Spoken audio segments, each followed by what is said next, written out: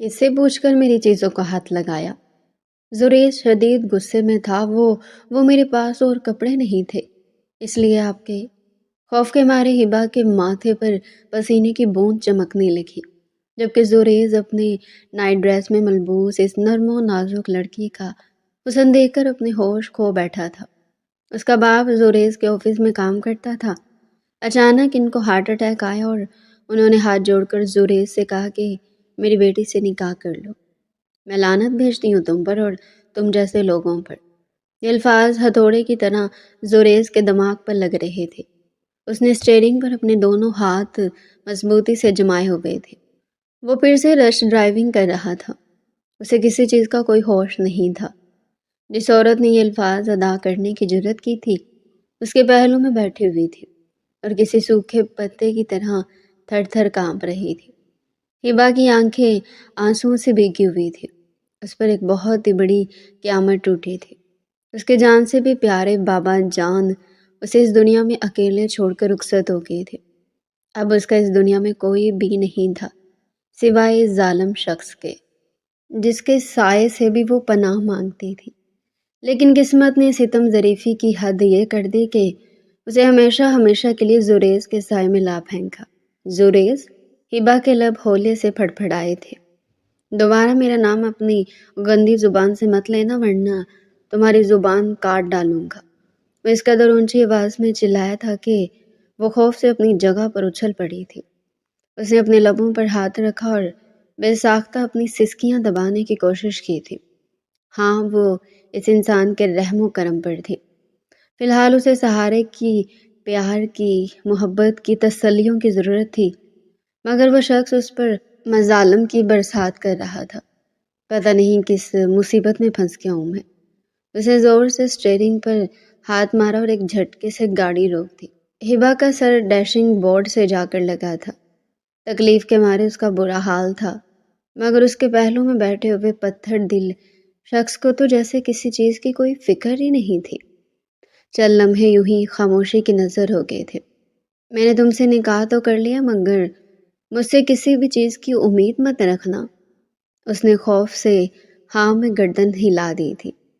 वो भी उसकी किसी भी आवाज़ से इनकार करने की हिम्मत नहीं रखती थी। तो फिर यहाँ पर बैठी मेरा मुंह क्या देख रही हो? अभी और इसी वक्त मेरी गाड़ी से नीचे उतरो। वो सर्द लहजे में बोला। हिबा को एक लम्हे के लिए लगा था कि उसके कानों ने कुछ गलत सुन लिया हो, लेकिन जब वो उसके उतरने से पहले ही गाड़ी से उतरकर उसकी साइड का दरवाज़ा खोलने लगा, तो वो होश की दुनिया में आई। नहीं प्लीज़, ऐसा मत करो। मैं रात के इस पहर कहाँ जाऊँगी? यहाँ पर तो कोई होटल भी नहीं है। मेरी तरफ से तुम भाड़ में जाओ, मुझे कोई परवाह नहीं है। निकलो यहाँ से। मैं तुम्हें एक लम्हे के लिए अपनी गाड़ी में बर्दाश्त नहीं कर सकता। अपनी ज़िंदगी में तो बहुत ही दूर की बात है।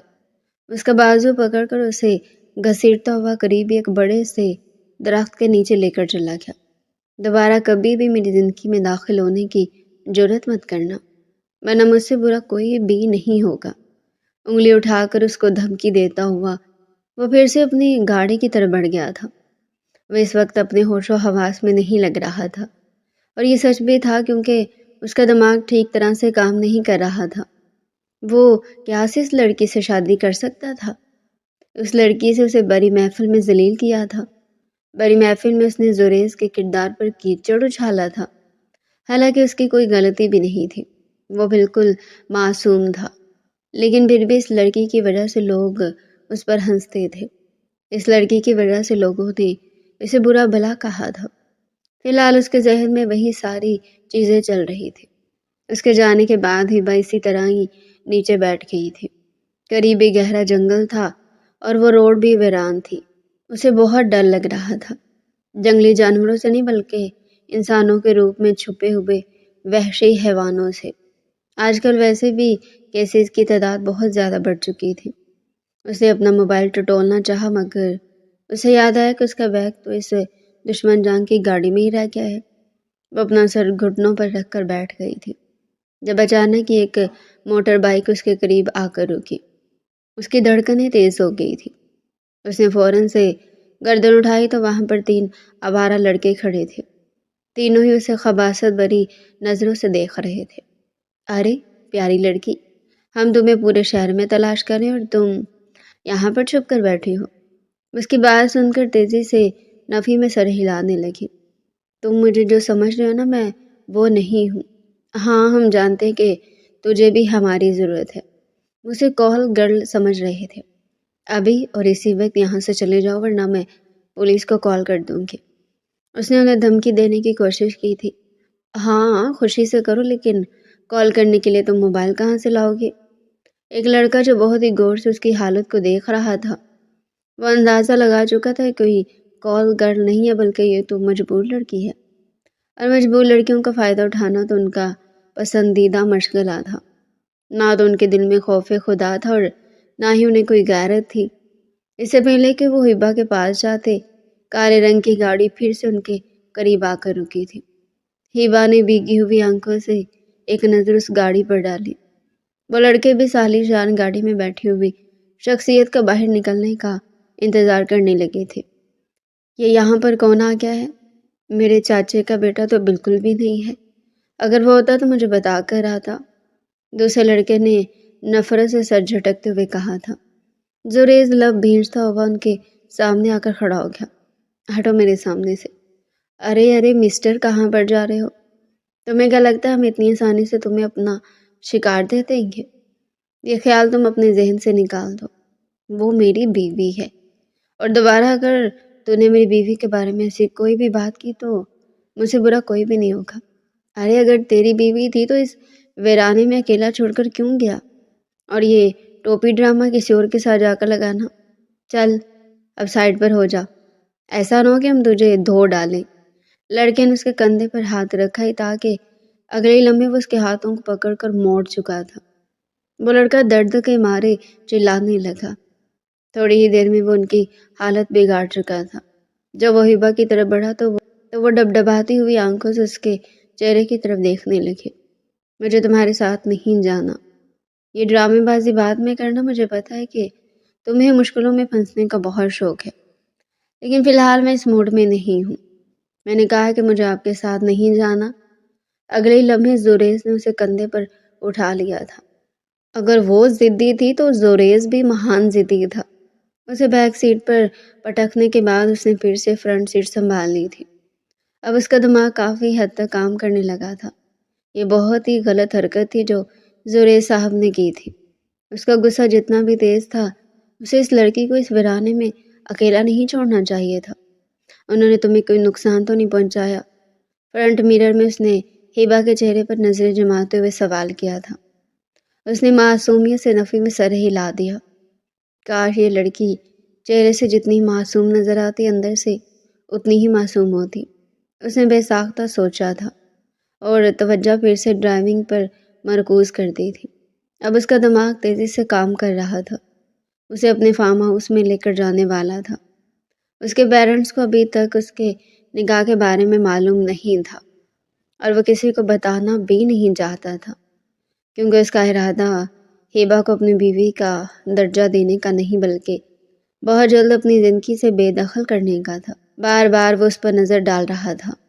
آج سے کچھ سال پہلے اس لڑکی نے اس کی آنکھوں میں آنکھیں ڈال کر اسی سے بدتمیزی کی تھی، اور آج وہ کیسے اس کے سامنے بھیگی بلی بن کر بیٹھی ہوئی تھی۔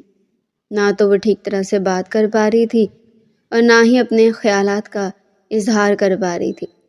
حالات بھی انسان کو کتنا بے بس اور مجبور کر دیتے ہیں نا۔ وہ یہ سوچ کر رہ گیا۔ گاڑی ایک بہت بڑے فارم ہاؤس کے سامنے آ کر رکی تھی۔ وہ ابھی تک گاڑی میں ہی بیٹھی اپنے آنے والے وقت کے بارے میں سوچ رہی تھی کہ اس نے ہبا کی گاڑی کا شیشہ بجایا۔ وہ جلدی سے ہوش کی دنیا میں آئی۔ اب کیا مجھے یہاں پر آپ کے لیے ریڈ کارپٹ بچھانا پڑے گا تاکہ آپ کیٹ واک کرتی ہوئی میرے اس ادنا سے گھر کے اندر داخل ہوں؟ وہ طنزیہ لہجے میں کہتا اسے بہت زہر لگ رہا تھا، مگر وہ صبر کا گھونٹ پیتی ہوئی اس کے پیچھے پیچھے چلتی ہوئی حویلی کے اندر داخل ہو گئی تھی۔ سردی کافی زیادہ بڑھ چکی تھی اور اس کے کندھے پر صرف ایک شال موجود تھی۔ اگر ہمت ہے تو مجھے اونچی آواز میں گالیاں نکالو، ڈرپوکوں کی طرح میں منمنانا بند کرو۔ میں آپ کو گالیاں نہیں دے رہی تھی، اس نے معصومیت سے توثیق کی تھی۔ اس کے چہرے کو دیکھ کر رہ گیا تھا۔ اس نے محترمہ کو لیفٹ سائڈ میں بنے پہلے کمرے میں جانے کے لیے کہا تھا، لیکن وہ غلطی سے رائٹ سائڈ میں بنے ہوئے پہلے کمرے میں داخل ہو گئی۔ یہ کمرہ زوریز کا تھا اور بہت ہی خوبصورت تھا۔ وہ کسی شہزادے کا کمرہ معلوم ہو رہا تھا۔ اسے اپنے کپڑوں سے عجیب سی بو آ رہی تھی اور اسے تنگی کا احساس بھی ہو رہا تھا۔ کچھ سوچ کر وہ نہانے کے لیے واش روم چلے گئے اور پھر اس نے زوریز کا ہی نائٹ ڈریس پہن لیا تو اسے لگ رہا تھا کہ وہ اس کمرے میں داخل نہیں ہوگا، جبکہ زوریز یہ سمجھ رہا تھا کہ وہ گیسٹ روم میں ہوگے۔ صرف یہ 2 ہی کمرے ان لوگ ہوتے تھے، باقی سب کمروں کو لاک لگا ہوا تھا۔ رات لیٹ جب وہ کمرے کے اندر داخل ہوا تو لائٹ بند تھی۔ وہ چھوٹے چھوٹے قدم اٹھاتا ہوا تھکے ہوئے انداز میں اپنے بستر پر جا کر گرا۔ اچانک اسے نسوانی چیز کی آواز سنائی دی تھی۔ اسے اپنے نیچے کسی نرم گرم چیز کا احساس ہوا۔ وہ ہڑبڑا کر اپنی جگہ پر اٹھ بیٹھا۔ دوسری طرف ہیبا کی حالت غیر ہونے لگی تھی۔ اس کی آنکھیں خوف اور حیرت سے پھیلی ہوئی تھی اور اس کے دل کی دھڑکنیں بھی تیز ہو گئی تھی۔ وہ اپنے سینے پر ہاتھ رکھ کر گہرے گہرے سانس لے کر اپنے آپ کو کمپوز کرنے کی کوشش کر رہی تھی۔ زوریز نے ہاتھ آگے بڑھا کر جب لائٹ آن کی تو محترمہ کا خوبصورت چہرہ اس کے سامنے واضح ہو گیا۔ وہ دونوں اس وقت ایک دوسرے کے بے حد قریب موجود تھے۔ دونوں ایک دوسرے کی سانسوں کی تپش محسوس کر رہے تھے۔ ہیبا کا چہرہ تو یکدم ہی شرم اور حیا کے مارے لال ہو گیا تھا، جبکہ زوریز کا چہرہ غصے سے تپنے لگا تھا۔ تو میرے کمرے میں کیا کر رہی ہو؟ اس کی بازو کو پکڑ کر اسے خود سے مزید قریب کرتا ہوا وہ کھا جانے والے انداز میں بولا تھا، آپ نے ہی کہا تھا کہ رائٹ والے کمرے میں جانا۔ وہ اپنی بازو چھڑوانے کی کوششوں میں ہلکان ہو رہی تھی، کیونکہ اس ظالم کی گرفت بہت ہی مضبوط تھی اور اسے تکلیف کا احساس ہونے لگا تھا۔ کیا تمہارے دماغ میں بھوسا بھرا ہوا ہے یا پھر جان بوجھ کر بے وقوفوں والی حرکتیں کرتی ہو؟ میں نے تمہیں لیفٹ سائڈ والے کمرے میں جانے کے لیے کہا تھا۔ یہ کہہ کر وہ اس سے دور ہوا تھا اور اپنی پیشانی کو بے چینی سے مسلنے لگا تھا، لیکن جب اگلی نظر محترمہ کے لباس پر پڑی تو وہ اس کی ہمت پر اش اش کر اٹھا۔ اس نے اس کی خوبصورت سراپے سے بے ساختہ نظریں چرائی تھی۔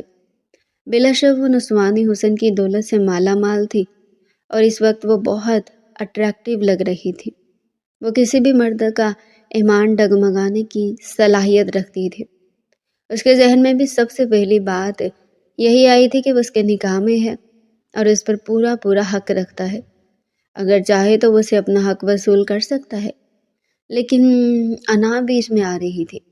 اپنے آپ پر کنٹرول کر کے اس نے کاٹ داڑھ لہجے میں سوال کیا کہ اس کی اجازت سے تم نے میرا نائٹ ڈریس پہنا ہے۔ اب کی بار ہیبا کے قدموں کے نیچے سے زمین نکل گئی تھی۔ وہ خاموشی سے اپنی نگاہیں جھکا کر اپنی انگلیاں چٹکھانے لگی تھی۔ تمہاری ہمت بھی کیسے ہوئی میری اجازت کے بغیر میری چیزوں کو ہاتھ لگانے کی؟ اس کو تھوڑی سے پکڑ کر اس کا چہرہ بلند کرتے ہوئے بولا تو وہ بے ساختہ خوف سے تھوک نکلنے لگی تھی۔ جہاں تک مجھے لگتا ہے میں تم سے بات کر رہا ہوں، یہاں پر موجود دیواروں سے نہیں، مجھے میرے سوال کا جواب دو، ورنہ مجھ سے برا کوئی بھی نہیں ہوگا۔ وہ میرے پاس پہننے کے لیے کپڑے نہیں تھے اور ان کپڑوں سے بو آ رہی تھی تو میں نے یہ چینج کر لی ہے۔ ابھی اور اسی وقت میرے کپڑے مجھے واپس کرو۔ یہ سن کر وہ پھر سے لال انگارہ ہو گئی تھی۔ میں آپ کے سامنے یہ کیسے اتار سکتی ہوں؟ بے وقوف عورت! وہ اس کی بات سن کر خود بوکھلا گیا تھا۔ وہ لڑکی حد سے زیادہ بے وقوف تھی، بس زبان کی تھوڑی سی تیز تھی۔ چلو نکلو میرے کمرے سے، مجھے دوبارہ اپنی شکل مت دکھانا۔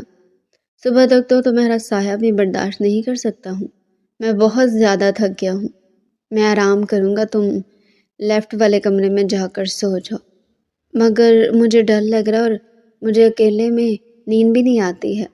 اگر تو تمہیں لگتا ہے کہ تم اپنا یہ جادو چلا کر مجھے اپنے جال میں پھنسا لوگی تو یہ تمہاری سب سے بڑی غلط فہمی ہے۔ تم چاہے کتنی ہی کوششیں کیوں نہ کر لو، مگر تم مجھے اپنی طرف متوجہ نہیں کر سکتی ہو، کیونکہ مجھے تم جیسی عورتوں کی ذات میں کوئی دلچسپی ہے ہی نہیں۔ وہ یہ سمجھ رہا تھا کہ محترمہ سب کچھ اس کو لبھانے کے لیے کر رہی، اسی وجہ سے زرین نے بہتر سمجھا تھا کہ وہ اس کی غلط فہمی دور کر دے۔ میں جانتی ہوں کہ آپ کی زندگی میں میری کیا حیثیت ہے، آپ کو مجھے بتانے کی ضرورت نہیں ہے، لیکن صرف آج کے لیے مجھے یہاں پر سونے کی اجازت دے دیں۔ وعدہ کرتی ہوں کہ دوبارہ آپ کی زندگی میں مداخلت کرنے کی کوشش نہیں کروں گی۔ اس کی بدقسمتی یہ تھی کہ اس کمرے میں کوئی صوفہ بھی موجود نہیں تھا، صرف ایک کرسی تھی، اور وہ پوری رات اس کرسی پر لیٹ کر نہیں گزار سکتی تھی۔ پھر اس کے دماغ میں تیزی سے کام کیا۔ بیڈ پر جو ایکسٹرا کشن پڑے ہوئے تھے وہ اٹھا کر اس نے بیڈ کے درمیان میں رکھ دیے تھے، اور سوالیہ انداز میں اپنے شوہر کی طرف دیکھنے لگی تھی۔ میں نے ابھی تمہیں اجازت نہیں دی تھی اور پہلے تم نے تیاری شروع کر دی ہے، وہ ناپسندیدگی سے تیکھے لہجے میں بولا۔ ٹھیک ہے، سو جاؤ۔ وہ اب سوچ رہا تھا کہ وہ اس لڑکی کا کیا کرے۔ ایک طرف تو اس کے بابا سے وعدہ کر چکا تھا کہ اس کا ساری زندگی خیال رکھے گا اور اسے کبھی بھی تنہا نہیں چھوڑے گا۔ وہ اسی بارے میں سوچتا سوچتا نیند کی گہری وادیوں میں چلا گیا تھا۔ رات کے وقت محترمہ نے جو دیوار بنائی تھی اس نے خود ہی کراس کر دی تھی۔ صبح جب وہ سو کر اٹھی تو وہ آدھی اس کے اوپر تھی۔ یہ دیکھ کر وہ بوکھلا گئی اور تیزی سے پیچھے کی طرف ہٹ کر بیٹھ گئی۔ کیا ٹائم ہوا ہے؟ 12 بج رہے ہیں۔ شٹ، مجھے گھر جانا تھا۔ دادی جان آج مجھ سے ملنے کے لیے آئیں گی۔ تمہارے لیے میں کپڑے اور دوسری چیزیں بھیج دوں گا، تو مجھے بتا دو تمہارا آگے کا کیا پلان ہے، اور اپنی اسٹڈیز کے بارے میں بتا دو۔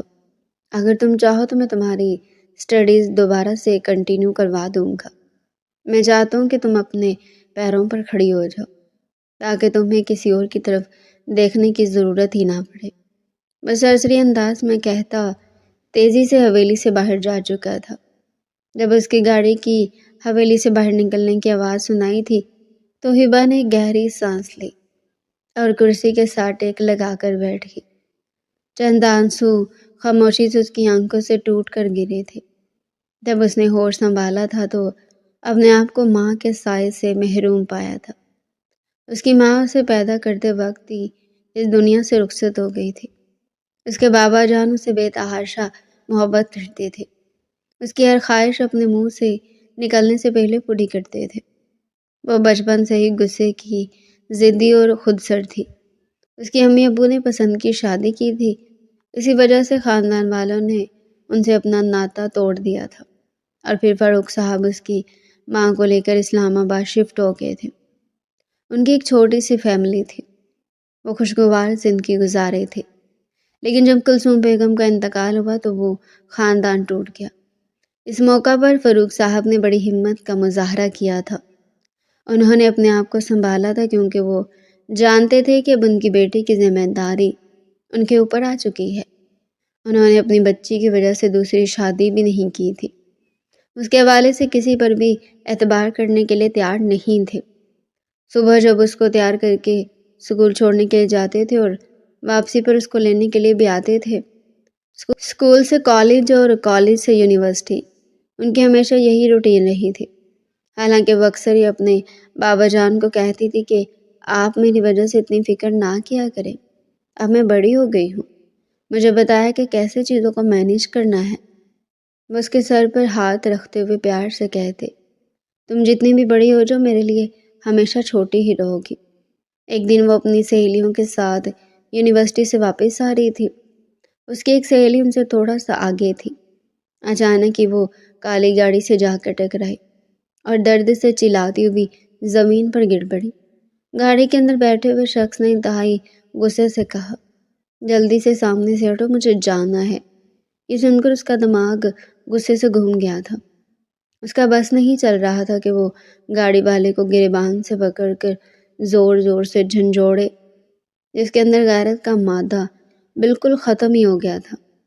سردار وحید ڈرائیو کر رہا تھا، جبکہ سردار زوریز فرنٹ پیسنجر سیٹ پر بیٹھا ہوا تھا۔ تم پاگل تو نہیں ہو گئے ہو؟ یہ کیا ہو رہا ہے؟ جا کر دیکھ اس لڑکی کو کیا ہوا ہے۔ کہیں کوئی گہری چوٹ تو نہیں لگی؟ غلطی ہماری ہے یہ سن کر سردار وحید نے غصے سے سر جھٹکا تھا۔ اب کیا میں ان چھوٹے موٹے لوگوں سے یہ باتیں پوچھتا پھروں گا؟ اس کو بلاؤ، چند پیسے میں اس کے منہ پر مارتا ہوں۔ وہ حد سے زیادہ بگڑا ہوا نواب زادہ تھا۔ کبھی کبھار تو زریز بھی اس کی ان حرکتوں سے عاجز آ جاتا تھا۔ اس نے اپنے آپ کو کمپوز کیا اور گاڑی سے باہر نکلا۔ ہبا کو لگا تھا کہ یہ وہی لڑکا جو وہ کچھ سوچے سمجھے بغیر شروع ہو گئی تھی۔ تم آخر خود کو سمجھتے کیا ہو؟ ذرا سی غیرت ہوتی انسان میں، مگر تم میں تو وہ بھی نہیں ہے۔ ایک تو تم نے میری دوست کا ایکسیڈنٹ کیا اور اوپر سے معافی مانگنے کی بجائے ہمیں باتیں سنا رہے ہو۔ تم جیسے لوگ تو انسان کہلانے کے بھی قابل نہیں ہو۔ وہ چھوٹی سی لڑکی کی کینچی کی طرح چلتی ہوئی زبان کو دیکھ کر دنگ رہ گیا تھا۔ لڑکی، تم جانتی ہو کہ میں کون ہوں؟ مس انڈرسٹینڈنگ کلیئر کرنے کے بجائے وہ اس کو غصے سے مخاطب کرتے ہوئے بولا تھا۔ میں تمہیں نہیں جانتی اور نہ ہی مجھے جاننے کا شوق ہے، کیونکہ ابھی تم جیسے لوگوں پر تھوکنا بھی پسند نہیں کرتی ہوں۔ بہت سے لوگ وہاں پر اکٹھے تھے۔ وہ لڑکی اس کو سب لوگوں کے سامنے ذلیل کر رہی تھی۔ اس نے آگے بڑھ کر اس کی سہیلی کی مدد کرنی چاہی، مگر ہیبا نے غصے سے اس کے ہاتھ جھٹک دیے تھے۔ وہ اس کو رکشے میں بٹھا کر ہاسپٹل لے گئی تھی۔ لال انگارہ چہرے کے ساتھ جب وہ گاڑی میں آ کر بیٹھا تو سردار وحید غصے سے بولا، کیا میں نے تمہیں سمجھایا بھی تھا باہر نہ جاؤ؟ کیا ضرورت تھی یہ سب کچھ کرنے کی؟ تو کیا تیری طرح ڈرپوکوں کی طرح گاڑی میں بیٹھا رہا تھا؟ وہ لال انگارہ چہرے کے ساتھ بولا تھا، یار تجھے تو پتہ ہے بابا اس بار الیکشن کے لیے کھڑے ہوئے ہیں۔ اگر میں باہر جاتا اور لوگ مجھے پہچان لیتے تو مسئلہ ہو جاتا۔ پھر ایسے کام ہی کیوں کرتے ہو جس پر بعد میں تم لوگوں کو یوں منہ چھپانا پڑتا ہے؟ خیر، مجھے میرے گھر پر چھوڑ دے، میں تیرے منہ نہیں لگنا چاہتا ہوں۔ تیری وجہ سے پہلے بھی میں بہت زیادہ ذلیل ہو چکا ہوں، مزید اب نہیں۔ یار تو ناراض ہی ہو گیا ہے۔ سردار وحید نے اسے منانا چاہا مگر کوئی فائدہ نہیں ہوا تھا۔ سردار زوریز کے دماغ میں فی الحال اسی لڑکی کا ہی چہرہ اور اس کی باتیں گھوم رہی تھی۔ وہ کسی ہتھوڑے کی طرح اس کے دماغ پر لگ رہی تھی۔ آخر وہ لڑکی خود کو سمجھتے کیا ہے؟ اس کی ہمت بھی کیسے ہوئی مجھے یہ سب کچھ کہنے کی؟ بس کسی طرح سے وہ لڑکی مجھے مل جائے، میں اس کا وہ حشر کروں گا کہ وہ ساری زندگی یاد رکھے گی۔ آج اس سے پہلے کبھی بھی کسی نے اسے اونچی آواز میں بات نہیں کی تھی۔ اسے بدتمیزی کرنا تو بہت ہی دور، اور جس وجہ سے وہ لڑکی اس کو باتیں سنا کر گئی تھی اس میں تو اس کو کوئی غلطی بھی نہیں تھی۔ وہ تو الٹا ان کی مدد کرنے کے لیے باہر نکلا تھا، مگر اس کا قصور یہ تھا کہ وہ سردار وحید کی گاڑی میں موجود تھا۔ کچھ ہی دنوں کے بعد وحید کا ایکسیڈنٹ ہوا تھا۔ تقریباً 2 گھنٹوں تک وہ روڈ پر ہی پڑا رہا تھا۔ کوئی بھی اس کی مدد کرنے کے لیے نہیں رکا تھا۔ تب اس کو شدت سے اس لڑکی کی یاد آ رہی تھی جس کی مدد کہہ دیے اس نے گاڑی سے باہر نکلنے کی زحمت نہیں کی تھی، بلکہ اسے اپنے سامنے سے ہٹ جانے کے لیے کہا تھا۔ سچ کہتے ہیں کہ جو کسی کے ساتھ غلط کرتا ہے اس کے ساتھ بھی غلط ہی ہوتا ہے۔ دوسری طرف سردار زوریز اس لڑکی کو بھولنے ہی لگا تھا کہ وہ ایک دن اسے مال میں آ کر ٹکرا گئی۔ ہبا کو یوں لگ رہا تھا کہ اس کا سر کسی دیوار کے ساتھ جا کر ٹکرایا ہو۔ یہ دیوار یہاں پر کس نے کھڑی کر دی؟ اس نے جھنجھلاتے ہوئے لہجے میں کہا تھا، لیکن جیسے اس نے اپنی نگاہیں ہٹائی وہ چلاتے ہوئے بولی، تو اسے میں بھی یہی پوچھنا چاہتا تھا کہ اب یہاں پر کون سا ہنگامہ کرنے کا ارادہ ہے؟ وہ ترچھی نظروں سے اس کو گھورتے ہوئے بولا، کیا تم میرا پیچھا کر رہے ہو؟ وہ ابھی بھی اس کو غلط رنگ دے رہی تھی۔ اسے تھوڑی دیر پہلے اس کی سہیلی نے بتایا تھا کہ وہ اسی دکان میں موجود ہے جس میں وہ تھے، اور اب جب یہاں پر آئی تو وہ بھی اسی جگہ پر ہی آ گیا تھا۔ اس کو لگ رہا تھا کہ وہ اس کا پیچھا کر رہا ہے۔ میرے پاس اتنا فارغ وقت نہیں ہے جو میں تم جیسی لڑکی کا پیچھا کروں گا۔ سائڈ پر ہٹو، میں تمہارے باپ کی نوکر نہیں ہوں جو میں تمہارا حکم مانوں گی۔ دیکھو، اگر میں تم سے تمیز سے بات کر رہا ہوں تو اس کا مطلب یہ نہیں کہ تم میرے سر پر چڑھ کر ناچنے لگو۔ اس نے اپنے لہجے کو مطمئن بنانے کی ہر ممکن کوشش کی تھی، مگر پھر بھی اس کے لہجے سے غصہ جھلکنے لگا تھا۔ تھوڑی ہی دیر میں سارا وہاں پر آ گئی۔ اسے دیکھ کر وہ دھیمے سے انداز میں مسکرا دیا تھا۔ آئی ایم سوری، وہ مجھے تھوڑی سی دیر ہو گئی تھی، مجھ سے وہ سوٹ ڈیسائیڈ نہیں ہو رہا تھا۔ اب تمہاری طبیعت کیسی ہے؟ سارا نے اس کے بازو میں اپنی بازو ڈالی تھی۔ میرے سر میں شدید درد ہو رہا ہے، مجھے لگتا ہے کہ اب ہمیں یہاں سے چلنا چاہیے۔ سارا نے سوالیہ انداز میں سامنے کھڑی ہیبا کو دیکھا تو وہ ہچکچاتی ہوئی سائڈ پر ہو کر کھڑی ہو گئی تھی۔ ٹھرکی انسان نہ جانے کتنی معصوم لڑکیوں کو اس نے اپنے پیچھے لگایا ہوگا۔ نفرت ہے مجھے اس طرح کے لوگوں سے جو معصوم لڑکیوں کی معصومیت کا فائدہ اٹھاتے ہیں۔ کچھ بھی سوچے سمجھے بغیر وہ پھر سے اس کی ذات کے بارے میں تبصرے کرنے لگی تھی۔ یہ تو شکر تھا کہ شخص نے سنا نہیں تھا، اگر اس تک اس کی گفتگو پہنچ جاتی تو وہ ہبا صاحبہ کو زندہ زمین کے اندر دفن کر دیتا۔ فاروق صاحب کی طبیعت کو پچھلے کچھ دنوں سے بہت زیادہ خراب تھی اور وہ اپنی بیٹی کی وجہ سے بھی پریشان رہتے تھے۔ یہ راز کوئی بھی نہیں جانتا تھا کہ اپنی جوانی میں وہ جوا کھیلتے تھے اور ابھی ان کے پرانے سارے دوست دوبارہ سے ان کی زندگی میں داخل ہو رہے تھے۔ ان کو دھمکیاں دے رہے تھے کہ اگر تم نے ہمارے ساتھ مل کر دوبارہ سے یہ کھیل نہ کھیلا تو ہم تیری بیٹی کو تیری حقیقت کے بارے میں بتا دیں گے۔ یہ بھی ہو سکتا ہے کہ ہم تیری بیٹی کو غائب کر دیں۔ وہ زوریز کے آفس میں ہی کام کرتے تھے، وہ اس عمر میں ابھی بہت زیادہ ذہین تھے اور انہوں نے سارے معاملات بہت اچھے طریقے سے ہینڈل کیے تھے۔ زوریز ان کی بہت عزت کرتا تھا، ان کی ہر بات کو اہمیت دیتا تھا اور ان کے ہر فیصلے کو ہی سراہتا تھا۔ ایک دن آفس میں ہی ان کو ہارٹ اٹیک آیا، انہیں ہاسپٹل لے کر آیا۔ اس وقت وہ ان کے ساتھ ان کے کمرے میں موجود تھا جب فاروق صاحب نے اس کا ہاتھ مضبوطی سے پکڑا اور پھوٹ پھوٹ کر رونے لگے۔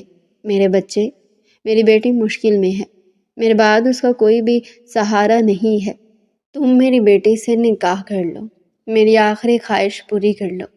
یہ الفاظ نہیں تھے بلکہ پگھلا ہوا سیسا تھا جو کسی نے زوریز کے کانوں میں انڈیلا تھا۔ اس نے بے ساختہ نفی میں سر ہلایا۔ فاروق صاحب نے اٹھنے کی کوشش کی مگر پھر گرنے والے انداز میں بیڈ پر گر گئے تھے۔ انہوں نے ٹوٹے پھوٹے الفاظ میں زوریز کو اپنی جوانی کے بارے میں بتا دیا تھا۔ تب تک ہیبا کو بھی خبر پہنچ گئی تھی، وہ بھی بھاگتی ہوئی ہاسپٹل کے اندر داخل ہوئی۔ اپنے باپ کی بات سن کر اس کی حالت بھی زوریز سے مختلف نہیں تھی، مگر اس وقت زوریز ان کے کمرے میں موجود نہیں تھا، وہ باہر ٹہل رہا تھا۔ اس کو لگا کہ اگر وہ حامی بھر دے گا تو معاملہ یہیں پر ختم ہو جائے گا، لیکن فاروق صاحب نے اسے مولوی کا بندوبست کرنے کے لیے کہا۔ تھوڑی دیر میں مولوی وہاں پر پہنچ گیا تھا اور ان دونوں کا سادگی سے نکاح ہو گیا تھا۔ بعد میں جب زوریز کی نظر اس لڑکی پر پڑی تو اسے زمین اپنے قدموں کے نیچے سے نکلتی ہوئی محسوس ہوئی۔ یہ تو وہی لڑکی تھی جسے وہ بے تحاشا نفرت کرتا تھا، وہ پہلی لڑکی تھی جس میں زوریز کو برا بھلا کہنے کی جرت کی تھی، اور وہ بھی ساری دنیا کے سامنے۔ لیکن اس وقت تک بہت دیر ہو چکی تھی، فاروق صاحب کا بھی انتقال ہو گیا تھا۔ زوریز نے ان کی تدفین کے سارے انتظامات کروائے تھے اور پھر اپنی بیوی کو لے کر اپنے فلیٹ آ گیا تھا۔ تقریباً 2 ہفتوں تک وہ وہیں پر ہی رہی تھی۔ اس دوران زوریز اس کا سامنا کرنے سے کترا رہا تھا، کیونکہ جب بھی وہ اس کے سامنے جاتا تھا اسے ماضی کے لمحات یاد آ جاتے تھے اور اس کا خون کھولنے لگتا تھا۔ 2 ہفتوں کے بعد اسے وہ فلیٹ خالی کرنا پڑا کیونکہ اس کے چچا جان پاکستان آ رہے تھے۔ وہ اپنی بیوی کو لے کر فارم ہاؤس میں شفٹ ہو گیا تھا، لیکن ابھی تک وہ یہ سمجھ نہیں پایا تھا کہ وہ اسے کس طرح سے پیچھا چھڑوائے۔ اس کو واپس اس کے گھر میں بھی نہیں بھیج سکتا تھا کیونکہ بقول فاروق صاحب کے وہاں پر ان کے دشمن موجود تھے، تو اس کے پاس یہی ایک آخری راستہ تھا کہ جب تک ان دونوں کے درمیان تعلق ہے تب تک وہ اسے اسی فارم ہاؤس میں ہی رکھے۔ اس نے ہیبا کو سختی سے منع کیا ہوا تھا، چاہے کچھ بھی ہو جائے میری غیر موجودگی میں تم حویلی سے باہر نہیں نکلنا۔ ابھی بھی وہ اسے چھوڑ کر اپنے پیرنٹس سے ملنے کے لیے آیا تھا۔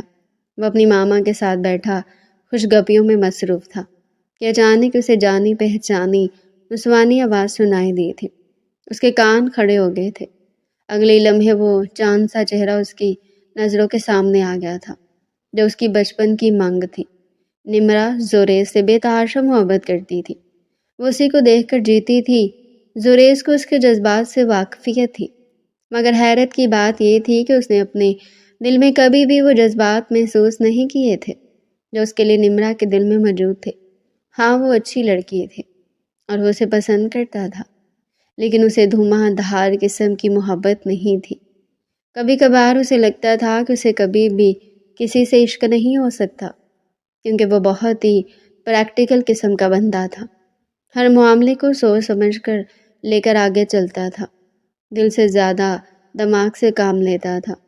ابھی بھی نمرا تھوڑے ہی فاصلے پر موجود صوفے پر ٹک کر بھو گئی تھی اور پسندیدہ نظروں سے اس کے چہرے کی طرف دیکھنے لگی تھی۔ اس بار آپ نے بہت دیر کر دی ہے زریز، اس نے اپنے نرم کوئل جیسی آواز میں کہا تو وہ چونک کر اس کی طرف متوجہ ہو گیا تھا۔ او ہاں، آپ اس کی وجہ سے تھوڑا سا کام آ گیا تھا، مگر آپ نے تو کہا تھا کہ آفس کا سارا کام 2 ہفتے پہلے ہی ختم ہو گیا ہے اور اب آپ چھٹیاں گزارنے کے لیے حویلی آئیں گے۔ اس نے منہ بناتے ہوئے زریز کو یاد کروانے کی کوشش کی تو اس نے بے چینی سے اپنی پیشانی مس لی تھی۔ ایک تو اس لڑکی کی آنکھوں میں آنکھیں ڈال کر جھوٹ بولنا بھی کسی عذاب سے کم نہیں تھا۔ اس نے پہلی بار نوٹ کیا تھا کہ وہ عورت ٹٹولتی ہوئی نظروں سے اس کو دیکھتی ہے، جیسے وہ اندازہ لگانے کی کوشش کر رہی ہو۔ زریز کسی حد تک اسے سچ بولتا ہے۔ دادی جان، میں بہت زیادہ تھک گیا ہوں اور اپنے کمرے میں جا کر آرام کرنا چاہتا ہوں۔ نمرا، تم یہاں سے جاؤ، مجھے زریز سے ایک ضروری بات کرنی ہے۔ یہ سن کر وہ دھیمے سے انداز میں مسکرا کر وہاں سے چلی گئی تھی۔ مجھے لگتا ہے کہ اب تم دونوں کا نکاح ہونا چاہیے، ویسے بھی کافی وقت بیت چکا ہے، تمہاری عمر بھی 28 سال ہو چکی ہے، آپ کیا بڑھاپے میں جا کر شادی کرو گے؟ یہ سن کر وہ خسیانی سی ہنسی ہنس لیا تھا۔ دادی جان، میں چاہتا ہوں کہ پہلے اس بزنس ڈیل کو سیٹل ڈاؤن کر لوں، پھر اس کے بعد شادی کروں گا۔ آپ مجھے بس 6 مہینوں کا وقت دے دیں، میں آپ کو پھر انکار نہیں کروں گا، بلکہ آپ کے حکم پر سر جھکا دوں گا۔ ٹھیک ہے، لیکن 6 مہینے سے زیادہ نہیں۔ بعد میں جب نمرا کو پتہ چلا کہ اس نے 6 مہینے کا وقت مانگا ہے تو وہ تھوڑی سی مایوس ہو گئی تھی، مگر پھر اس نے یہ سوچ کر اپنے آپ کو تسلی دے دی تھی کہ 6 مہینوں کے بعد وہ شخص ہمیشہ ہمیشہ کے لیے اس کا ہو جائے گا۔ صرف وہ ہو گئی تھی جس کو زریز صاحب پر حق حاصل ہوگا، اور یہ خیال دل کو بے حد سکون پہنچانے والا تھا۔ وہ رات تک حویلی میں بامشکل رہ سکا تھا۔ اسے پھر سے چھوٹی سی لڑکی کی یاد آنے لگی تھی، اس کی روتی ہوئی آنکھیں اور پھر اس کا کانپتا ہوا وجود۔ اس لڑکی کے بارے میں اتنا زیادہ کیوں سوچ رہا ہوں میں؟ وہ جنجلاتے ہوئے اپنے بیڈ پر اٹھ بیٹھا تھا۔ اس نے سن رکھا تھا کہ نکاح میں بڑی طاقت ہوتی ہے، کہیں یہ نکاح کی طاقت؟ یہ سوچ کر اس نے بے ساختہ اپنے ذہن کو جھٹکا تھا۔ میں اس لڑکی کی ذات میں دلچسپی نہیں لے سکتا ہوں، مجھے ہر حال میں اس سے دوری بنانی ہوگی، اور ویسے بھی وہ میرے معیار کی نہیں ہے، میں اپنی منگیتر کو دھوکہ نہیں دے سکتا ہوں۔ یہ ساری چیزیں اسے اس وقت سوچنی چاہیے تھی جب اس نے فاروق صاحب کی مدد کرنے کی حامی بھری تھی۔ نہ جانے اسے اس وقت کیا ہو گیا تھا، وہ آج تک یہ سمجھ نہیں پایا تھا، شاید ہی اس کی قسمت میں لکھا ہوا تھا۔ رات 2 بجے وہ اٹھا اور باہر گاڑی کی طرف بڑھ گیا۔ جب نمرا کو گاڑی سٹارٹ ہونے کی آواز سنائی دی تو وہ حیرت سے کھڑکی میں جا کر کھڑی ہو گئی تھی۔ زریز، رات کی اس پہر کہاں پر جا رہے؟ یہ تو کبھی بھی رات کے وقت حویلی سے باہر نہیں جاتا۔ یا اللہ، سب خیر ہو۔ اس نے زریز کا نمبر ڈائل کیا تو دوسری طرف اسے اپنے منگیتر کی بیزاریت میں ڈوبی ہوئی آواز سنائی تھی۔ اس کا دل ٹکڑے ٹکڑے ہو گیا تھا۔ آج سے پہلے زریز نے کبھی بھی اسے اس لہجے میں بات نہیں کی تھی۔ کچھ تو غلط تھا، اور جو کچھ اس حوالے سے اس کے ذہن میں آ رہا تھا اس بارے میں سوچنا نہیں چاہتی تھی۔ محترمہ ہبہ صاحبہ نے پورے گھر کی صفائیاں کر دی تھی۔ جب اس نے کچن میں موجود دراز کھولے تو اس کی آنکھیں خوشی سے چمکنے لگی تھی۔ واہ، اس انسان نے تو یہاں پر پورا انتظام کیا ہوا ہے۔ اس حساب سے تو یہ شخص واقعی میں بہت اچھا ہے۔ وہاں پر کھانے پینے کی چیزوں کے علاوہ سنیکس بھی موجود تھے، فریج میں فروٹ سے بھری ہوئی تھی، اور اس کے علاوہ وہاں پر کچن کا سارا سامان بھی تھا۔ اسے اپنے لیے چکن میکرونی بنائی تھی، ساری چیزیں ملازم نے صبح لا کر رکھی تھی کیونکہ اس کے باس نے اس کو حکم دیا تھا۔ جب زوریز لاؤنج کے اندر داخل ہوا تو سامنے کا منظر دیکھ کر وہ ٹھٹک کر رکا تھا۔ مجھے ٹینشن میں ڈال کر یہ لڑکی خود کیسے انجوائے کر رہی ہے۔ وہ لمبے لمبے ڈنگ بیٹھتا ہوا ٹی وی کے سامنے جا کر کھڑا ہو گیا۔ کیا کر رہے ہیں آپ؟ سائڈ پر ہوں، بڑا زبردست سین لگا ہوا ہے، وہ ہڑبڑاتے ہوئے بولی تھی، مگر پھر کچھ یاد آنے پر وہ خاموش ہو گئی۔ اسے خوف سے تھوک نکلا تھا۔ وہ بازو لو بیٹھے اس کو خونخوار نگاہوں سے گھور رہا تھا۔ کیا کر رہی ہو یہاں پر؟ میں نے تمہیں کیا کہا تھا، یہی کہ 10 کے بعد اپنے کمرے سے باہر مت نکلنا، مگر مجھے نیند نہیں آ رہی تھی۔ میں صبح دیر سے اٹھی تھی، ابھی اور اسی وقت اپنے کمرے میں جاؤ اور سو جاؤ۔ وہ جا کر اس کے پہلو میں صوفے پر بیٹھ گیا تھا۔ اس نے اس کے ہاتھوں سے میکرونی کا باؤل لیا تو وہ تکلیف سے تڑپ اٹھی تھی، مگر پھر کچھ کہے بغیر خاموشی سے اٹھی اور پاؤں گھسیٹتی ہوئی کمرے کے اندر داخل ہو گئی۔ اس نے کافی اچھا ڈریس پہن رکھا تھا، بلیک کلر اس پر سوٹ کر رہا تھا۔ یہ کپڑے بھی شام کے وقت ہی اس تک پہنچے تھے۔ زہیر صاحب نے اس کو ضرورت کی تمام چیزیں پہنچا دی تھی۔ کچھ چیزوں کو تو دیکھ کر اس کے گال شرم کے مارے لال ہو گئے تھے۔ وہ وہاں سے چلی گئی تھی۔ اب وہاں پر زریز کا دل بھی نہیں لگ رہا تھا۔ کچھ سوچتے ہوئے وہ بھی کمرے کے اندر داخل ہو گیا تھا۔ محترمہ بیڈ پر لیٹی خراٹے لے رہی تھی۔ اس کی سبیٹ پر حیران تھا، یہ بات اس نے کل رات بھی نوٹ کی تھی۔ وہ بہت جلدی نیند کی گہری وادیوں میں چلی جاتی تھی۔ کل رات بھی وہ صرف چند منٹوں کے اندر ہی گہری نیند سو چکی تھی، اور آج بھی حالانکہ تھوڑی دیر پہلے وہ اس سے شکایت کر رہی تھی کہ اسے نیند نہیں آ رہی، اس لڑکی کا کچھ بھی نہیں ہو سکتا۔ اس نے ہبا کے اوپر کمفرٹر ٹھیک کیا تھا اور خود کرسی پر جا کر بیٹھ گیا تھا۔ وہیں پر ہی اس کی آنکھ لگ گئی۔ اس کی پوری رات بے آرامی میں گزری تھی، مگر اس نے وہاں سے اٹھنے کا تکلف ہی نہیں کیا تھا۔ صبح جب ہبا سو کر اٹھی تو اسے وہاں پر بیٹھا دیکھ کر حیران رہی۔ وہ کنفیوز بھی ہو رہی تھی کہ آخر یہ انسان چاہتا کیا ہے۔ اگر وہ اسے اتنا ہی ناپسند کرتا تھا تو پھر بار بار اس کے سامنے کیوں آ رہا تھا، بار بار اس کے معاملات میں دخل اندازی کیوں کر رہا تھا۔ یہ خیالات اب اس کو پریشان کر رہے تھے۔ دوسری طرف زوریز نے ایک دن وہ واقعہ چھیڑ لیا تھا جس کی وجہ سے وہ اس سے ناراض تھا۔ جب ہبا کو یہ معلوم ہوا کہ اس نے غلط انسان کو ذلیل کیا تھا تو وہ بہت زیادہ شرمندہ ہو گئی تھی۔ اگر آپ کہیں تو میں دوبارہ آپ کے دوست کو ذلیل کر سکتی ہوں۔ مہربانی کرو، یہ میرے ہاتھ دیکھو، تم بس اپنی زبان کو لگام دو۔ میں عورتوں کی عزت کرتا تھا، اسی وجہ سے میں نے تمہیں کچھ بھی نہیں کہا، ورنہ میں تمہارا وہ حشر کرتا کہ تم ساری زندگی یاد رکھتی۔ یہ سن کر وہ چپ کر گئی تھی۔ اب وہ بھی اس کی ذات میں دلچسپی لینے لگی تھی، نہ چاہتے ہوئے بھی اب وہ اس کا انتظار کرنے لگی تھی۔ اگر کبھی کبھار وہ نہ آتا تھا تو اس کا موڈ خراب ہو جاتا تھا، یا پھر وہ لیٹ ہو جاتا تو وہ اس کے لیے فکر مند ہو جاتی تھی۔ زریز کی اب اس کی حویلی میں بہت زیادہ چکر لگتے تھے۔ بابا کی وفات کے بعد ہبا کی پڑھائی بھی چھوٹ گئی تھی۔ اس کا یونیورسٹی میں 6واں سیمسٹر تھا۔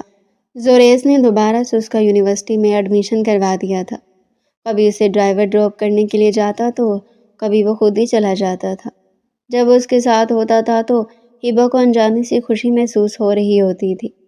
اب وہ اس انسان کو اپنا سب کچھ سمجھنے لگی تھی، حالانکہ جانتی تھی کہ اس میں اس کا نقصان ہے، کیونکہ آخر میں اس کا دل ٹوٹ جائے گا، مگر وہ پھر بھی خود کو باز نہیں رکھ پا رہی تھی۔ دوسری طرف نمرہ زریز کی بڑھتی ہوئی سرگرمیوں کی وجہ سے بہت زیادہ پریشان تھی۔ ایک وقت ایسا ہوتا ہے کہ وہ اپنا سارا ٹائم حویلی میں گزارتا تھا، رات گئے تک لان میں بیٹھ کر کزنوں سے باتیں کرتا رہتا تھا اور وہ اطمینان سے اپنے کمرے کی کھڑکی میں کھڑی ہو کر اس کو دیکھتی تھی۔ یہ نمرہ کا پسندیدہ مشغلہ تھا، اور اب یہ وقت آ گیا تھا کہ وہ حویلی بھی بہت کم آتا تھا۔ مجھے اس بار شہر آپ کے ساتھ چلنا ہے۔ آپ شہر میں کہاں پر رہ رہے ہیں؟ میں نے سنا تھا کہ پہلے آپ فلیٹ میں رہتے تھے، مگر وہ چچا جان نے آپ سے لے لیا ہے۔ ایک دن جب وہ حویلی آیا تو نمرہ بھی اس کے پیچھے پیچھے کچن میں داخل ہوتے ہوئے بولی تھی، تمہیں اس سب سے کیا مطلب ہے؟ اپنے کام سے کام رکھا کرو۔ اس نے ذرا سا سخت لہجے میں کہا تو نمرہ کی آنکھوں میں آنسو آ گئے۔ اگلے لمحے وہ پھوٹ پھوٹ کر رونے لگی تھی۔ اس کو اس طرح سے روتا ہوا دیکھ کر زریز تھوڑا سا بیزار ہوا، مگر پھر اپنی فیلنگز پر کنٹرول رکھتے ہوئے اپنے لہجے کو نارمل بنانے کی کوشش کرتے ہوئے بولا، کیا ہوا ہے، تم کیوں رو رہی ہو؟ کیا تمہیں میری کوئی بات بری لگی ہے؟ اب بہت زیادہ بدل گئے ہیں، مجھے ایسا لگ رہا ہے آپ کی زندگی میں کوئی دوسری عورت آ گئی ہے۔ اگر ایسی کوئی بات ہے تو آپ مجھے بتا دیں، لیکن خدا کا واسطے میرے ساتھ ایسا رویہ نہ رکھے، میں جیتے جی مر جاؤں گی، میں یہ سب کچھ برداشت نہیں کر سکتی ہوں۔ آپ سوچ بھی نہیں سکتے کہ میں آپ سے کتنی محبت کرتی ہوں۔ یہ سن کر زریز نے اپنے لب مضبوطی سے بینچ لیے تھے۔ یہ وہ کیا کر رہا تھا؟ وہ اپنی بچپن کی منگ کے ساتھ زیادتی کر رہا تھا۔ اس نے اپنے آپ کو یہ سب چیزیں باور کروانے کی کوشش کی، مگر ناکام ہو گیا تھا۔ اس رات وہ خود پر کنٹرول نہیں رکھ پایا تھا۔ وہ ہبا کے قریب چلا گیا تھا اور اسے اپنے تمام تر حق بھی وصول کر چکا تھا۔ ہاں، اسے پہلی بار کسی لڑکی سے محبت ہوئی تھی۔ وہ کوئی اور نہیں بلکہ ہبا تھی۔ اس کے سینے پر سر رکھے لیٹی ہوئی تھی، جبکہ وہ پیار سے اس کے بالوں میں انگلیاں چلا رہا تھا۔ ہبا کی آنکھوں میں خوف موجود ہوتا ہے۔ اسے شدت سے کچھ غلط ہونے کا احساس ہو رہا تھا۔ وہ یہ سب کچھ نہیں چاہتی تھی۔ اس نے احتجاج کیا تھا مگر کوئی فائدہ نہیں ہوا تھا، کیونکہ اسے اپنے شوہر کی منگنی کے بارے میں پتہ تھا۔ وہ جانتی تھی کہ خاندانی منگنی کچھ بھی ہو جائے نہیں ٹوٹتی۔ وہ جب دوسری شادی کرے گا تب ہبا کا دن مزید ٹکڑے ٹکڑے ہو جائے گا۔ اچانک وہ ایک جھٹکے سے اپنی جگہ پر اٹھ بیٹھی۔ لیٹو یہاں پر، زریز نے خونخوار لہجے میں کہا تو اس نے ڈبڈباتی ہوئی آنکھوں سے نفی میں سر ہلایا تھا۔ اب غلط کر رہے ہیں آپ، نے پہلے میرے ساتھ غلط کیا، اب آپ اس لڑکی کے ساتھ غلط کر رہے ہیں۔ میں نے کسی کے ساتھ کچھ غلط بھی نہیں کیا۔ میں نے جو قدم اٹھایا نا، بہت ہی سوچ سمجھ کر اٹھایا ہے، اور تمہیں ان چیزوں کی اتنی فکر کرنے کی ضرورت نہیں ہے۔ آپ کے لیے سب کچھ نارمل اور معمولی ہوگا، مگر میرے لیے یہ معمولی نہیں ہے۔ اس نے پھر سے چیخنا چلانا چاہا، مگر زریز نے اس کے لبوں پر انگلی رکھ کر اسے خاموش ہونے کا اشارہ کیا تھا۔ اس کے چہرے کو دیکھ کر رہ گئی تھی۔ اگلی لمحے زریز نے اس کی آنکھوں سے بہتے ہوئے آنسو صاف کیے اور اس کا سر اپنے سینے سے ٹکا دیا۔ میں نہیں جانتا مجھے کب تم سے محبت ہوئی، مگر اب تم مجھے میرے دل کے بے حد قریب لگنے لگی ہو۔ تم وہ واحد عورت ہو جس سے مجھے پیار ہوا ہے، اور میں تمہیں کسی بھی قیمت پر نہیں کھونا چاہتا ہوں۔ محبت کرنے والے تکلیف نہیں پہنچاتے ہیں، اور آپ ہر بار مجھے تکلیف پہنچاتے ہیں، کبھی اپنے رویے سے اور کبھی اپنے عمل سے۔ آپ نے ابھی بھی زبردستی مجھ سے تمام حق وصول کیا، اس نے لرزتے ہوئے لہجے میں کہا تھا، اور میں اتنی بے بس ہوں کہ میں احتجاج بھی نہیں کر پائی، کیونکہ کہیں نہ کہیں تم بھی یہی چاہتی تھی۔ اس کے چہرے کو تھوڑی سے پکڑ کر بلند کرتے ہوئے بولا تھا، مگر میں تم سے وعدہ کرتا ہوں کہ تمہیں اپنے اس عمل پر کبھی بھی شرمندگی نہیں ہوگی۔ میں بس وہ اس کے بالوں کو سمیٹنے لگا تھا کہ اسے تیزی سے دور ہوئی تھی۔ میری بھی ایک شرط ہے، اب آپ اس وقت میرے پاس نہیں آئیں گے جب تک آپ خاندان والوں کے سامنے میرے لیے سٹینڈ نہیں لیتے ہیں۔ یہ سب کچھ اس سے پہلے کہنا چاہیے تھا، مگر کل رات اسے موقع ہی نہیں ملا تھا۔ وہ کسی سائے کی طرح اس پر حاوی ہو گیا تھا، اور پھر وقت گزرنے کے ساتھ ساتھ اس نے بھی اپنے آپ کو زریز کی قربت میں سونپ دیا تھا۔ ہاں، وہ اسے انکار نہیں کر پائی تھی۔ ہاں، وہ بھی اس کے لیے اپنے دل میں جذبات رکھتی تھی، مگر اعتراف کرنے سے ڈرتی تھی۔ ٹھیک ہے، مجھے منظور ہے، وہ دل فریب انداز میں مسکرا دیا تھا اور اٹھ کر فریش ہونے کے لیے چلا گیا، جبکہ وہ اس کی پشت کو گھوڑنے لگی تھی۔ 2 دنوں کے بعد جب وہ دوبارہ حویلی واپس گیا تو نمرا اس کے سامنے جا کر کھڑی ہو گئی۔ مجھے آپ سے ایک ضروری بات کرنی ہے، اس نے تیکھے لہجے میں کہا تھا، لیکن مجھے تم سے کوئی بھی بات نہیں کرنی، سائڈ پر ہو جاؤ۔ نمرا نے اچانک اس کی بازو پکڑ لی تھی۔ اگر میں انہیں تمہارا پول ابھی تک نہیں کھولا تو تم اس کو اپنے لیے غنیمت سمجھو، ورنہ انجام کی ذمہ دار تم خود ہوگی۔ اس کی آنکھوں میں آنکھیں گاڑ کر اسے بہت کچھ باور کروا چکا تھا، مگر نمرا کہاں اتنی آسانی سے سب کچھ قبول کرنے کے لیے تیار تھی۔ وہ پھر سے ڈرامے بازی کرنے لگی۔ یہ آپ کیا کہہ رہے ہیں؟ مجھے کچھ بھی سمجھ نہیں آ رہا۔ آپ کس پول کی بات کر رہے ہیں؟ میں سمجھ نہیں پا رہی کہ آپ کو ایک دم سے کیا ہو گیا ہے؟ دراصل نمرا کو اس کے اور ہبا کے نکاح کے بارے میں پتہ چل گیا تھا اور اب اسی وجہ سے وہ اس کو بلیک میل کرنے کا ارادہ رکھتی تھی۔ وہ چاہتی تھی کہ زریز خود ہی شادی سے انکار کر دیتا کہ اس کے اوپر کوئی بھی بات نہ آئے اور وہ آسانی سے اپنے مقصد میں کامیاب ہو جائے۔ اسی وجہ سے وہ اسے جذباتی کرنے کی کوشش کر رہی تھی، مگر سب کچھ بے سود۔ زریز کوئی چھوٹا کالج کا بچہ نہیں تھا جسے آسانی سے بے وقوف بنایا جا سکتا۔ وہ مضبوط ارادے کا مالک مرد تھا۔ وہ نمرا کی بازو دبوچ کر اسے زور سے دیوار کے ساتھ پن کر چکا تھا۔ تمہارا اور دلاور شاہ کا پول، تمہاری اور اس کی محبت کے قصے، تمہاری اس کے نکاح کی داستان اگر میں نے جا کر دادا جان کو سنا دی تو تم کسی کو بھی منہ دکھانے کے قابل نہیں رہو گی۔ تمہیں کیا لگا تھا میں ان سب باتوں سے انجان تھا اور تم یہ سمجھنے لگی تھی کہ میں تمہارے ان ڈرامے بازیوں پر یقین کرنے لگا ہوں؟ تو یہ تمہاری سب سے بڑی غلط فہمی تھی۔ مجھے پہلے دن سے ہی تمہارے اور اس کے عشق کے بارے میں پتا تھا، لیکن میں جان بوجھ کر اگنور کر رہا تھا۔ مجھے لگ رہا تھا کہ شاید تم سنبھل جاؤ، شاید تمہیں عقل آ جائے۔ میں تمہیں ہر بار موقع دیتا رہا، مگر تم نے مجھے ہر بار ہی مایوس کیا۔ ذرا تم خود کو میری جگہ پر رکھ کر سوچو، کیا تم کسی ایسی عورت کی ذات میں دلچسپی لوگی جس کا دل کسی اور کے لیے دھڑکتا ہو اور جو اپنے آپ کو کسی اور کے دسترس میں سونپ چکی ہو؟ وہ یہ سن کر خوف سے تھر تھر کانپنے لگی تھی۔ اسے تو لگ رہا تھا کہ وہ زریز کے نکاح کو ہتھیار کے طور پر استعمال کرے گی۔ تم خاندان والوں کو اپنے نکاح کے بارے میں بتاؤ گی یا پھر میں ان کو تمہارے نکاح کے بارے میں بتاؤں؟ نہیں پلیز ایسا مت کیجیے گا۔ اگر میرے بابا جان کو پتہ چلا تو وہ مجھے جان سے مار دیں گے۔ ٹھیک ہے، میں تم پر یہ احسان کر دیتا ہوں، میں ان کو تمہارے بارے میں نہیں بتاتا، لیکن ذرا مجھے ایک چیز کے بارے میں تو بتاؤ۔ اگر تم مجھ سے محبت کرتی تھی تو تم نے اتنا زیادہ ڈرامہ کیوں رچایا؟ کیوں تم نے سب کے سامنے یہ شو کیا کہ تم مجھ سے بے تحاشا محبت کرتی ہو، حالانکہ ایسا کچھ بھی نہیں تھا؟ وہ غور سے اس کے چہرے کی طرف دیکھ رہا تھا، کیونکہ میں جانتی تھی کہ آپ کو میری ذات میں انٹرسٹ نہیں ہے۔ عورت پہچان جاتی ہے کہ کون سا مرد اس کی ذات میں دلچسپی لیتا ہے، اور میں یہ بھی جانتی تھی کہ بہت جلد آپ کسی اور کی ذات میں دلچسپی لینا شروع کر دیں گے، تب میں آسانی سے آپ سے چھٹکارا حاصل کر لوں گی۔ میں نگاہیں چراتے ہوئے بولی، کیا وہ لڑکی بہت ہی خوبصورت ہے؟ نہ جانے اس کے دل میں کیا آیا، اس نے سوال پوچھا۔ زریز کی نظروں کے سامنے اس جنگلی بلی کا چہرہ گھومنے لگا تھا۔ وہ خوبصورت تو ہے، بے تحاشا تھی، لیکن اس کے چہرے سے زیادہ اس کا دل خوبصورت ہے۔ وہ کسی کے کندھے پر بندوق رکھ کر نہیں چلاتی اور نہ ہی دوسروں کو اپنے مقصد کے لیے استعمال کرتی ہے۔ وہ مضبوط ارادے کی مالک ہے، اور مضبوط کردار کے مالک عورت میں اپنے رب کا لاکھ لاکھ شکر ادا کرتا ہوں جس نے اسے میرے نصیب میں اس عورت کو لکھا۔ اور ہاں، میں اس سے محبت کرتا ہوں، بے تحاشا محبت۔ میں غلط تھا کہ مجھے کسی سے محبت نہیں ہو سکتی۔ اس عورت نے مجھے خود سے محبت کرنے پر مجبور کر دیا ہے۔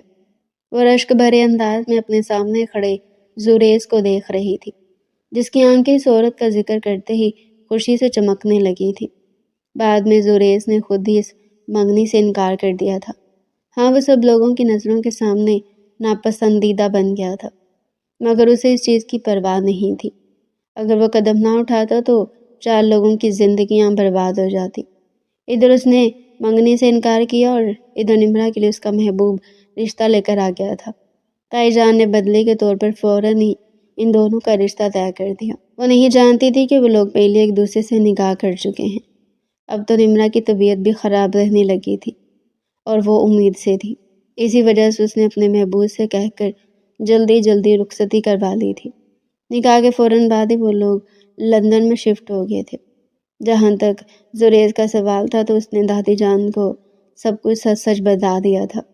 وہ ان سے کچھ بھی نہیں چھپا سکتا تھا، اور وہ یہ بھی جانتا تھا کہ سارے فیصلے دادی جان کی مرضی کے مطابق ہی ہوتے ہیں، اور وہ کبھی بھی اپنی پوتی کی عزت کو نہیں اچھالیں گے۔ انہیں نمرا پر افسوس تھا، مگر اس کے ساتھ ساتھ انہیں اپنے پوتے پر بھی غصہ تھا کہ اس نے کیوں اپنے نکاح کے بارے میں دادی جان کو نہیں بتایا۔ بعد میں دادی جان نے ہبا کو حویلی والوں سے اپنی سہیلی کی پوتی کہہ کر متعارف کروایا تھا۔ زریز ان کی چلاکی پر اش اش کر رہا تھا۔ دادی جانی ہبا سے ملنے کے لیے حویلی بھی گئی تھی اور ان دنوں اس کی صحت بھی ٹھیک نہیں تھی۔ وہ بھی امید سے تھی۔ وہ زریز کو پہلے سے بھی زیادہ حسین لگنے لگی تھی۔ یوں بہت ہی دھوم دھام سے ان دونوں کی شادی ہوئی تھی اور وہ سردارنی بن کر ہمیشہ ہمیشہ کے لیے حویلی آ گئی تھی۔ زریز نے اس سے اور اس کے باپ سے کیا ہوا وعدہ پورا کیا تھا۔ اس نے ان دونوں کو دھوکہ نہیں دیا تھا۔ وہ بہت خوش تھی کہ اللہ تعالیٰ نے اسے زریز جیسے مضبوط ارادے کا مالک انسان سے نوازا تھا۔ جہاں تک اس کی ڈگری کا سوال تھا تو اس نے اپنی پڑھائی مکمل کی تھی۔ زریز نے اسے کبھی بھی ان چیزوں سے منع نہیں کیا تھا، بلکہ وہ ہمیشہ اس لڑکی کی خوشی چاہتا تھا۔ لڑائی جھگڑے سے شروع ہونے والی یہ داستان محبت کی خوبصورت کہانی پر جا کر تمام ہوئی۔ نمرہ بھی اپنے گھر میں بہت خوش تھی۔ اللہ تعالیٰ نے اسے 2 جڑواں بیٹوں سے نوازا تھا جو ہر وقت اس کی ناک میں دم کیے رکھتے تھے۔ ہبا کی ایک پیاری سی بیٹی تھی جو سب حویلی والوں کی جان تھی۔ تو ڈیئر پیارے ناظرین، یہ تھا آج کا ہمارا انٹرسٹنگ اور مزے کا ناول۔ مزید ایسے انٹرسٹنگ ناول ہمارے چینل پر ڈیلی سننے کے لیے چینل کو سبسکرائب کریں، ویڈیو کو لائک کریں اور کومنٹ سیکشن میں اپنی رائے لازمی دیں۔